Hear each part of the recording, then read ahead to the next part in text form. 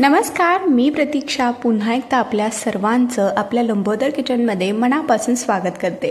तर आज आपण सगळ्यांची आवडती आणि अगदी लहानांपासून मोठ्यांपर्यंत सगळ्यांनाच भुरळ घालणारी खुसखुशीत नानकटाई कशी बनवायची हे पाहणार आहोत।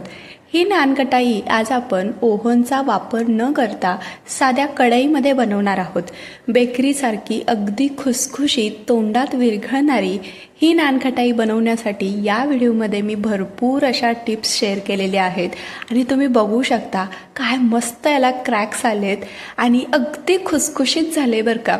अगदी अचूक प्रमाण सांगितल्यामुळे तुम्ही देखील पहिल्याच प्रयत्नात ही नानकटाई परफेक्ट बनवू शकाल।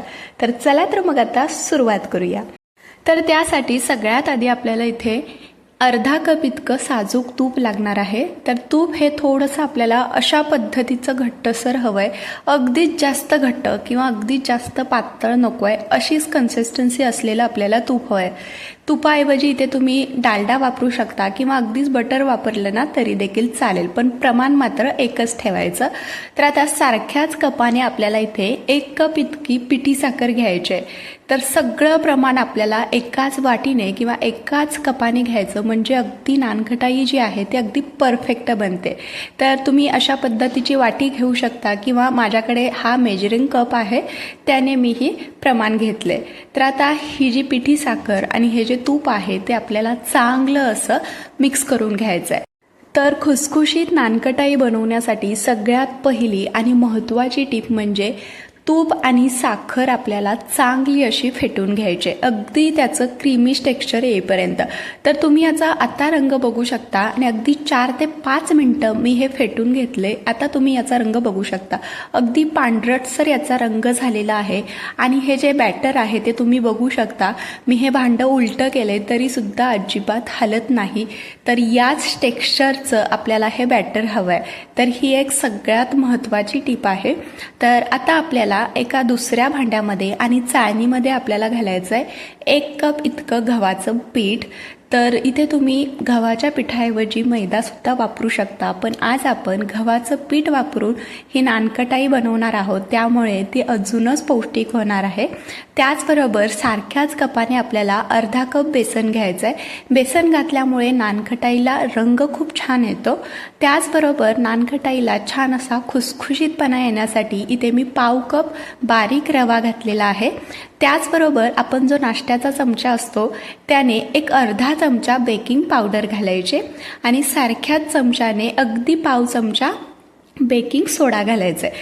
तर बेकिंग पावडर आणि बेकिंग सोड्याचं प्रमाण मात्र अगदी परफेक्ट ठेवा, नाहीतर नानकटाई जी आहे ती अगदी बिघडू शकते। त्यासोबतच यामध्ये आपल्याला अगदी चिमूटभर मीठ घालायचं आहे, म्हणजे कोणत्याही गोडाच्या पदार्थामध्ये थोडंसं चिमूटभर मीठ घातलं ना त्याची चव अजून दुप्पट होते। तर आता ही जी सगळी पिठं आहेत ते आपल्याला चाळून घ्यायचे आहेत। तर इथे बघा, हे जे सगळं पिठं आहेत मी चाळून घेतलेले आहेत। तर आता हे आपण पिठी साखर आणि तुपाचं बॅटर तयार करून घेतलेलं यामध्ये आपल्याला घालायचं आहे एक अर्धा चमचा व्हॅनिला इसेन्स। हे फक्त फ्लेवरसाठी घातलेलं आहे, तुम्ही याऐवजी वेलची पूडसुद्धा यामध्ये घालू शकता। त्याचबरोबर आपण जी चाळून घेतलेली पिठं होती ती सुद्धा यामध्ये घालायचं आहे आणि आता हे व्यवस्थित चांगलं हातानेच मिक्स करून घ्यायचं आहे आणि याचा एक गोळा तयार करून घ्यायचा आहे। तर अगदीच याचा आपण जशी कणिक मळतो चपातीसाठी तसा गोळा होणार नाही, पण शक्य होईल तितकं आपल्याला हे अगदी एकमेकाला चिटकेल असंच याचा गोळा तयार करून घ्यायचा आहे। जर जास्तच कोरडं वाटत असेल तर अगदी 1-2 चमचे अजून तूप घातले ना तरी देखील चालेल, पण पाण्याचा किंवा दुधाचा वापर अजिबात नाही करायचा। तर इथे आपला हा गोळा तयार झालेला आहे। तर आज आपण ओव्हन शिवाय फक्त साध्या कढईमध्ये ही नानकटाई बेक करणार आहोत। तर त्यासाठी इथे मी एक कढई गरम करण्यासाठी ठेवले, यामध्ये खाली थोडंसं मीठ टाकले आणि यामध्ये एक वाटी ठेवले, जेणेकरून आपली जी प्लेट आहे ती सहज बसेल। तुमच्याकडे जर स्टँड असेल तर ते सुद्धा यामध्ये ठेवू शकता। तर आता यावरती झाकण ठेवून मोठ्या आचेवरती 10 मिनिटं ही कढई आपल्याला प्रीहीट करून घ्यायची। तर तोपर्यंत आपण इकडे नानकटाई तयार करून घेऊया। तर आता ज्या प्लेटवरती आपण नानकटाई बेक करणार आहोत त्या प्लेटला इथे मी बघा अशा पद्धतीने फॉइल पेपर लावून घेतलाय। जर तुमच्याकडे फॉइल पेपर नसेल तर बटर पेपर लावू शकता किंवा अगदीच पीठ आणि थोडंसं तूप लावून त्याचं कोटिंग प्लेटला करू शकता, जसं आपण केकच्या भांड्यामध्ये करतो ना, अगदी तसंच.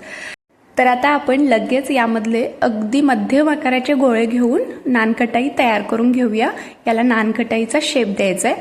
तर तुम्ही बघू शकता याला कडेने चिरा जात आहेत. तर हीच एक खासियत आहे नानकटाई छान अशी खुसखुशीत होण्यासाठी. तर पीठ घट्ट असतं त्यामुळे थोडंसं अवघड जातं, पण अगदी हातावरती गोळा घेतला ना अगदी सहज होतं. तर ही जी नानकटाई आहे ती मी तयार करून घेतले. यावरती मी थोडेसे पिस्त्याचे काप लावते जेणेकरून नानकटाई जी आहे ती अगदी सुंदर दिसेल. तर अशाच पद्धतीने आपण बाकीची नानकटाईसुद्धा तयार करून घेऊया. तर इथे मी ही गोलाकार शेप दिला आहे. तुम्ही तुमच्या आवडीनुसार कोणताही शेप देऊ शकता. अगदी स्क्वेअर शेपमध्ये सुद्धा नानकटाई खूपच मस्त दिसते. त्यावरती चमच्याने किंवा सुरेने जर डिझाईन केली ना खूपच अप्रतिम दिसते. तर इथे आपली ही दुसरी नानकटाई देखील तयार झालेली आहे. तर ही नानकटाई बनवायला अगदी सोपी आहे आणि या व्हिडिओमध्ये मी तुम्हाला अचूक प्रमाण आणि भरपूर अशा सिक्रेट टिप्स शेअर केलेल्या आहेत. त्यामुळे तुमची देखील नानकटाई अगदी पहिल्याच प्रयत्नात परफेक्ट जमणार आहे याची मला 100% खात्री आहे.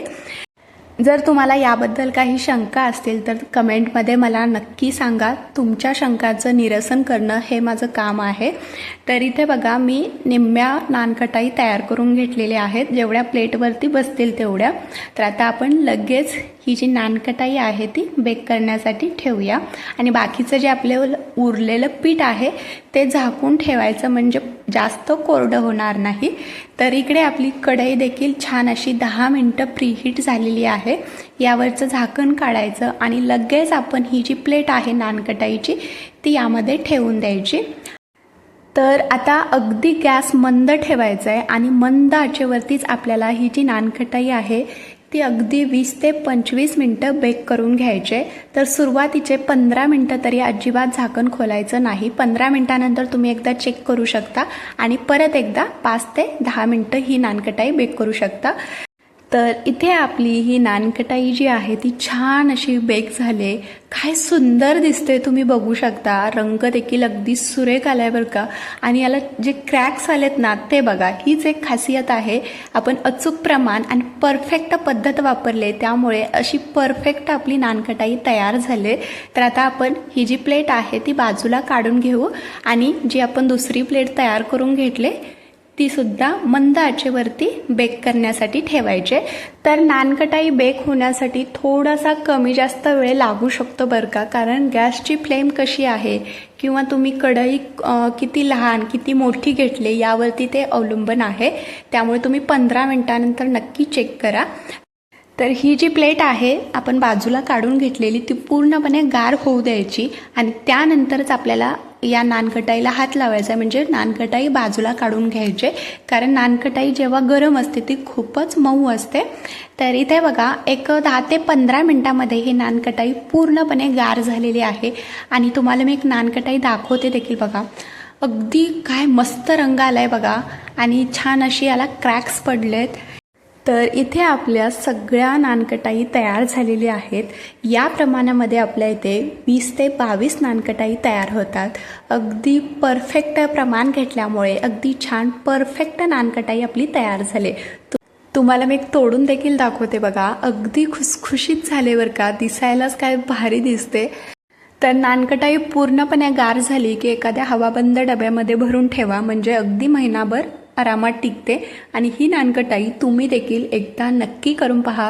अगदी लहानापासून मोठ्यांपर्यंत सगळ्यांनाच आवडणार आहे. तर आजचा हा व्हिडिओ तुम्हाला कसा वाटला हे मला कमेंटमध्ये नक्की कळवा. व्हिडिओ आवडला असेल तर लाईक करा, चॅनलला सबस्क्राईब करा, मित्रमैत्रिणींसोबत शेअर करा. पुन्हा भेटू अशाच एका नवीन आणि छानशा रेसिपीसोबत. तोपर्यंत धन्यवाद.